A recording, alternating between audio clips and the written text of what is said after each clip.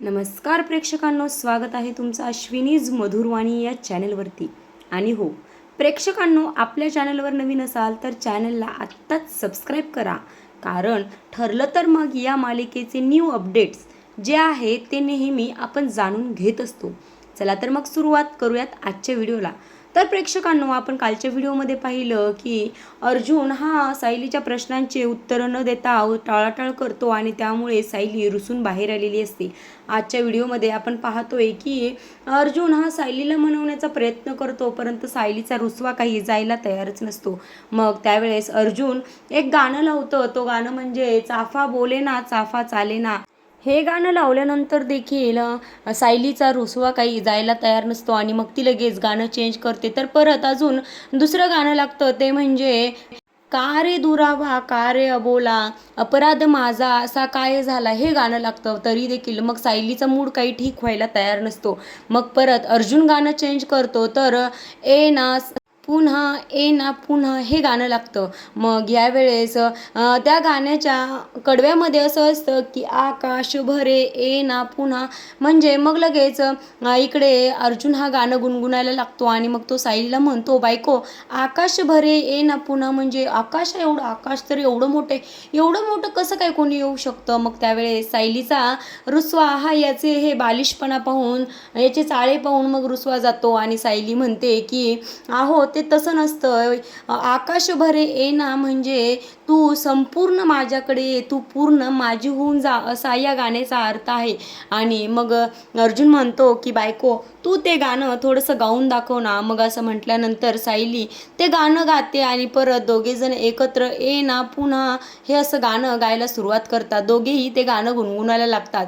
मग सायलीचा तेव्हा कुठे राग गेलेला असतो आणि मग ती अर्जुनशी व्यवस्थित बोलते. मग तेव्हा विषयाला हात घालत अर्जुन म्हणतो की बायको तू जे सर्व काही सांगतेस त्या सर्व गोष्टी मला पटतात ग, पण एवढे पेशन्स माझ्यामध्ये नाही आहेत आणि या तन्वीचा खोटारडेपणा जो आहे तो मला अजिबात बघवत नाही. त्यामुळे तन्वीचं या प्रियाचं सत्य मला घरच्यांसमोर सांगायचं आहे. त्यामुळे काहीही करून तन्वीच्या विरोधात ठोस पुरावा जो आहे तो आपल्याला पाहिजे आहे. आता एक लिंक भेटलीच आहे, ती म्हणजे सदाशिव महिनेला, ती महिन्याला पैसे देते.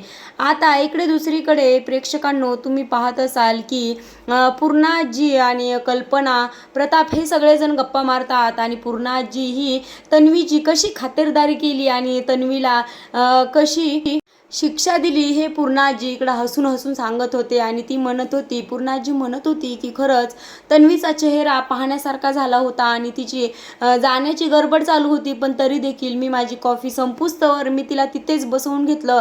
सर्व गोष्टी पूर्णाजी इकडं हसून हसून सांगत होते आणि हे तिघेजण जोरजोरात हसत होते. तेवढ्यातच मग अस्मिता तिथे येते आणि अस्मिता म्हणते, काय एवढा जोरजोरात कसला गोंधळ चालू आहे, का बरं हसता एवढे. मग त्यावेळेस कल्पना सांगते की अगं पूर्णाजीने तन्वीची खूप मज्जा घेतली आणि तिला खूपच कामाला गुंतवून ठेवलं. असं म्हटल्यानंतर अस्मिता म्हणते, म्हणजे काय केलं. त्यावेळेस ती म्हणते की अगं सायलीचा एक प्लॅन होता. त्यावेळेस अस्मिता म्हणते, कसला प्लॅन. मग कल्पना तो जो प्लॅन आहे तो सांगायला लागते आणि कल्पना म्हणते की काही दिवसांपूर्वी आम्हाला सायलीने पूर्णाजीच्या रूममध्ये बोलवलं होतं आणि आम्ही सगळेजण पूर्णाजीच्या रूममध्ये गेलेलं असताना सायलीने सांगितलं की तन्वी तुमच्याबरोबर चांगले वागण्याचं नाटकच करते, त्यामुळे तुम्हालाही तिच्याबरोबर चांगलं वागण्याचं नाटक करायचं आहे.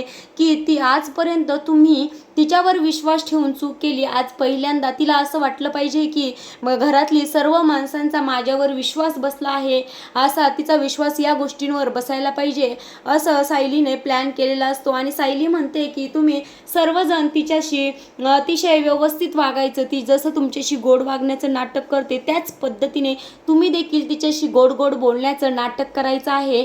आणि मग त्यावेळेस अर्जुन म्हणतो की हां, पण मी आणि सायली आम्ही दोघंही हे नाटक करू शकत नाही. त्यावेळेस प्रताप म्हणतात की अरे तुम्ही दोघंही आमच्यामध्ये सामील व्हा आणि तुम्ही दोघंही तिच्याशी व्यवस्थित वागायला सुरुवात करा.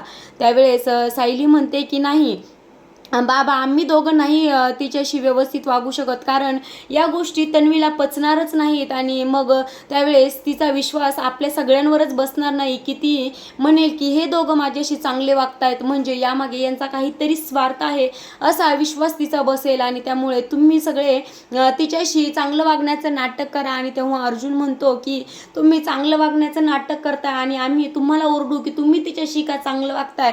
मग असं केल्यानंतर तिचा 100% या गोष्टींवर विश्वास बसला. इकडे मग अस्मिताला हा प्लॅन सांगितल्यानंतर अस्मिता देखील जोरजोरात हसायला लागते आणि ती म्हणते म्हणजे नाटकापुरतं का होईना तुम्ही तन्वीला तुमच्या घराचा हिस्सा बनवला आणि तिला शिक्षा, तुम्ही नाटकामध्ये शिक्षा देताय, पण तिला असं वाटतंय की तुम्ही तिच्याशी चांगलं वागताय. खरंच पण तुम्ही तुमच्या फॅमिलीमध्ये तिला समावेश करून घेतलंय, तुमच्या कुटुंबामध्ये तिला समावेश करून घेतलंय नाटकापुरतं का होईना. पण माझं तसं नाही आहे, तुम्ही सचिनला तेवढं नाही करू शकत ना, तुम्ही सचिनला अशा नाटकापुरतं सुद्धा समावेश करून नाही घेऊ शकत ना. पण आई बाबा खरंच मी तुम्हाला खरं सांगते की एवढ्याशा छोट्याशा गोष्टीमुळे तुम्ही सचिनला का असा फाशीची शिक्षा देणार आहात का. यावेळेस कोणीच काहीही बोलत नाही. आणि मग परत अस्मिता म्हणते की आई बाबा फक्त एक वेळेस नाटकापुरता नाही पण खरा सचिनला एकदा चान्स तर देऊन बघा. त्यावेळेस सगळे शांत बसतात आणि पूर्ण जी विषय टाळत म्हणते चला आपल्याला उद्या तन्वीला काय शिक्षा द्यायची आहे हे ठरवून ठेवूया आणि उद्या दिवसभर तन्वीला काय काय काम लावायचं आहे हे ठरवून ठेवूयात. यावेळेस सगळेजण हसतात, परंतु अस्मिताचा मात्र चेहरा हा पडलेला असतो आणि मग तिथून ती वैताग निघून जाते. प्रेक्षकांनो तुम्ही पाहत असाल की इकडे सायली आणि अर्जुन हे अजून देखील गाडीमध्ये बसलेले आहेत आणि त्यावेळेस सायली म्हणते की आपल्या हाती खरं तन्वीचा ही लिंक लागलेली आहे, म्हणजे ती महिन्याला सदाशिवला आणि महिन्याला पैसे पुरवते हे आपल्याला माहीत झालं आहे, परंतु याच्या बँक डिटेल्स ज्या आहेत त्या आपल्याला मिळू शकतात का. यावेळेस मग अर्जुन म्हणतो की नाही, कारण तन्वी खूप हुशार आहे आणि तिनं ऑनलाईन पेमेंट न करता त्यांना प्रत्येक वेळेस काढून कॅश आणून दिली आणि आपल्याला प्रत्येक महिन्यात हे कळू शकतं की तिने कॅश काढून आणली आहे, परंतु ती कॅश सदा महिन्यापर्यंतच पोहोचवली याचा ठोस पुरावा आपल्याकडे नाही आणि ती आयत्या टायमिंगला आपल्याला नक्की तोंडावर पाडणार असं या दोघांनाही माहीत असतं. मग त्यावेळेस सायली म्हणते की मग आता काय करूयात आपण. असं म्हटल्यानंतर अर्जुन म्हणतो की आता आपल्याला या गोष्टीमध्ये फक्त सिनियरच मदत करू शकतो आणि त्यामुळे मग अर्जुन सिनियरला म्हणजे इकडे रविराजला कॉल करतो आणि रविराजला विचारतो की सिनियर मला तुमचे तन्वीचे काही बँक डिटेल्स हवे आहेत. आणि त्यावेळेस इकडे रविराज विचारतात की का रे काय झालं. त्यावेळेस अर्जुन म्हणतो की तन्वी ही आपल्याला आजकाल खूप संशयास्पद वागायला लागली. यावेळेस रविराज म्हणतो की ती आजकाल नाही, ती पहिल्यापासून संशयास्पद वागतीये, परंतु माझा तिच्यावर विश्वास होता आणि आता माझा तिच्यावर विश्वास नाही आहे.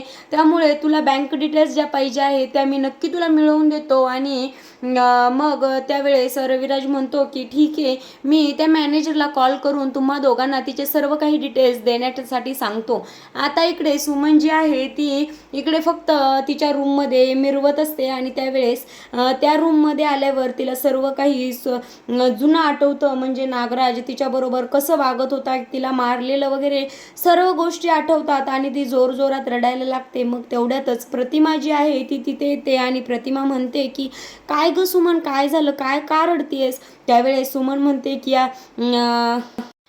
ताई काही केलं तरी आठवणी काही जायलाच तयार होत नाहीत आणि कितीही प्रयत्न केला तरी तेच परत आठवतंय आणि या गोष्टीचं मात्र खूप वाईट वाटतंय की माझ्याच नवऱ्याने स्वतःच्या भावाच्या आणि वहिनीच्या जीवावर उठला, याची खरंच खूप खंत वाटते. आणि सतत जो नागराज जो बोललेला आहे ते सर्व काही मला आठवतंय, पण वहिनी आता काही यांना आयुष्यभर जेलमध्येच ठेवायचं आहे का. मग तेवढ्यातच तिथे रविराज जो आहे ते येतात आणि ते म्हणतात की सुमन तुझ्या मनाच्या कुठल्याही कोपऱ्यात जर नागराजबद्दल सहानुभूती असेल तर ती आत्ताच काढून टाक, कारण तो त्या लायकीचाच नाही आणि त्याची लायकी फक्त आयुष्यभर जेलमध्ये सडत राहण्याचीच आहे. असं बोलून रविराज तिथून निघून जातात. मग प्रतिमा इकडे सुमनला समजावण्याचा प्रयत्न करते आणि ती सुमनला म्हणते की सुमन, तू यांच्याबद्दल जास्त वाईट वाटून घेऊ नकोस, यांच्या बोलण्याचा राग वाटून घेऊ नकोस, कारण ह्यांच्याही मनात खूप काही वेदना आहेत, मग त्या अशा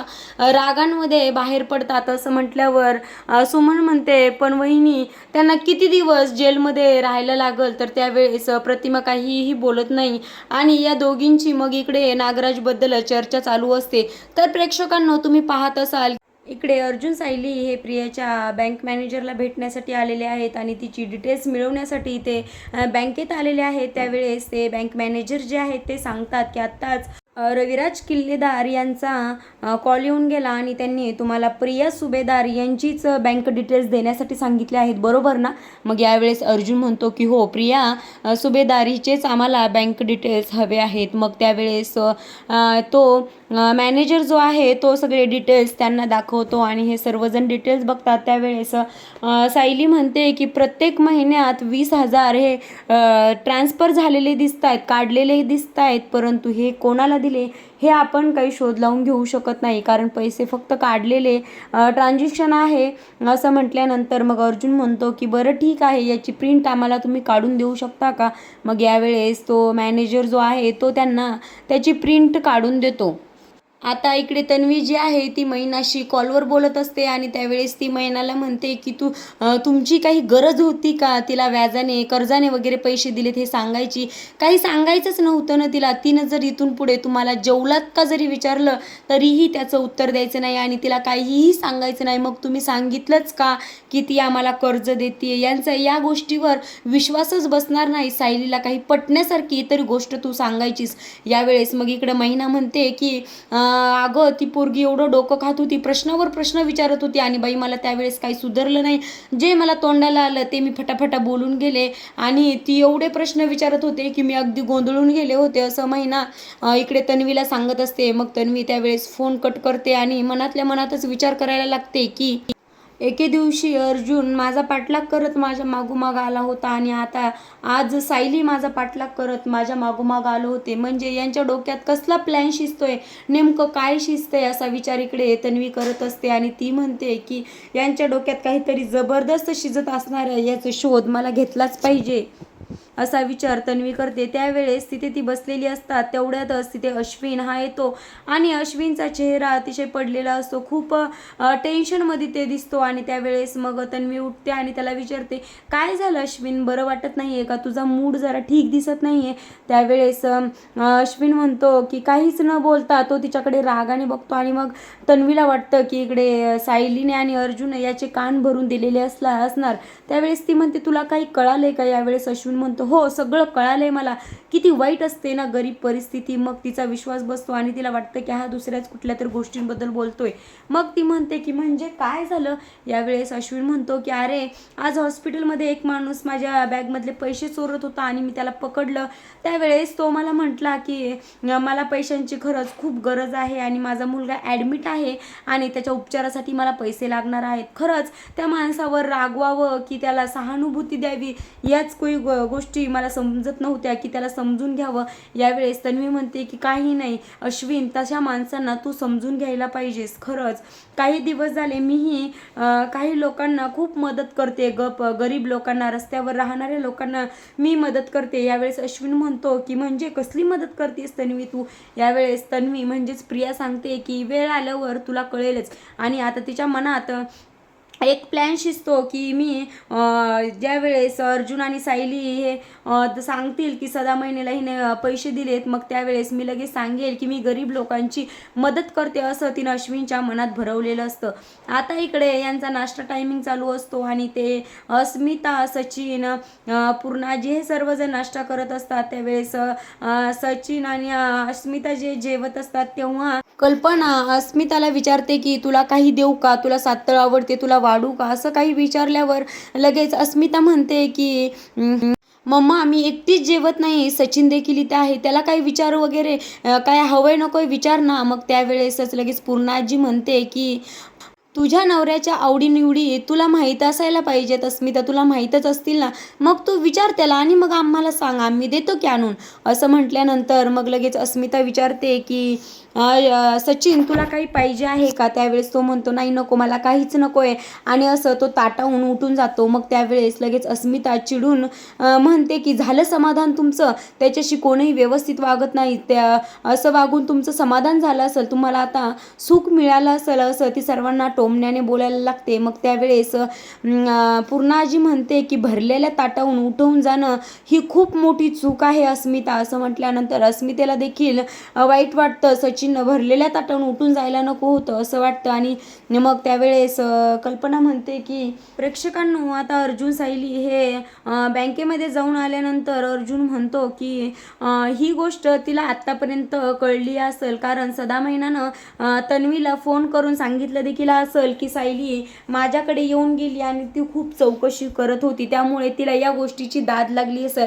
तेव्हा सायली म्हणते की आता आपल्याला तिला आज काहीही करून हे पैसे तू का सदा महिन्याला दिलास असा जाब विचारलाच पाहिजे, कारण जर आपण जाब तिला विचारला नाही तर मग ती म्हणेल की यांना माहीत असून देखील हे मला काहीच विचारत नाहीत, म्हणजे तिला आपल्यावर डाऊट यायला लागेल की हे खूप काहीतरी मोठी गोष्ट माझ्यापासून लपवत आहेत, त्यामुळे काहीही करून आज आपण तिला जाब विचारायलाच पाहिजे.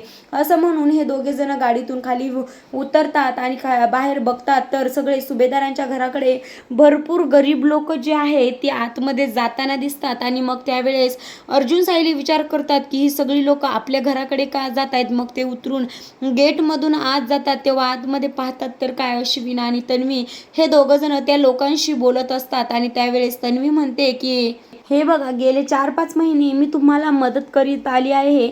आणि ती अश्विनला सांगते की हे लोक आहेत खूप गरीब लोक आहेत, कोण फुटपाथवर राहतं, कोण रेल्वे स्टेशनला राहतं, आणि या गरीब लोकांना मी गेले 4-5 महिने मदत केलेली आहे. आणि हे बघा, यावेळेस याच तारखेला मी प्रत्येक महिन्यात तुम्हाला भेटत असते, परंतु आज मी डायरेक्ट तुम्हाला माझ्या घरी बोलवलं आहे, कारण आज माझ्या नवऱ्याच्या हस्ते मी तुम्हाला मदत करणार आहे.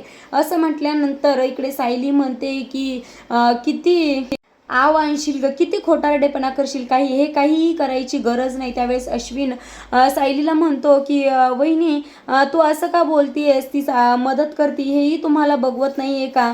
असं म्हटल्यावर अर्जुन म्हणतो की ही मदत करते तुला माहिती आहे.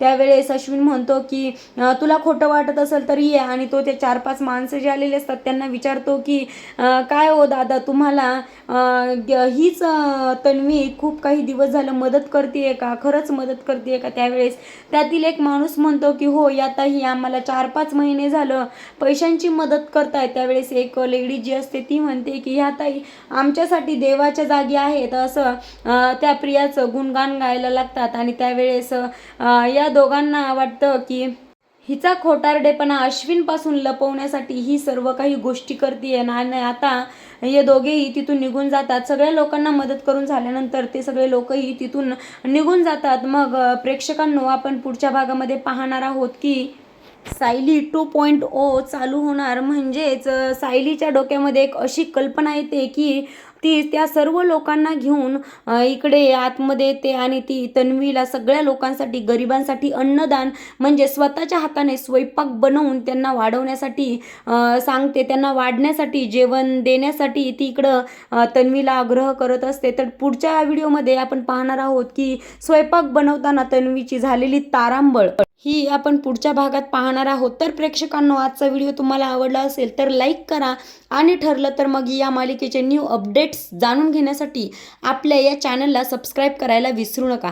भेटूयात पुढच्या व्हिडिओमध्ये, तोपर्यंत धन्यवाद.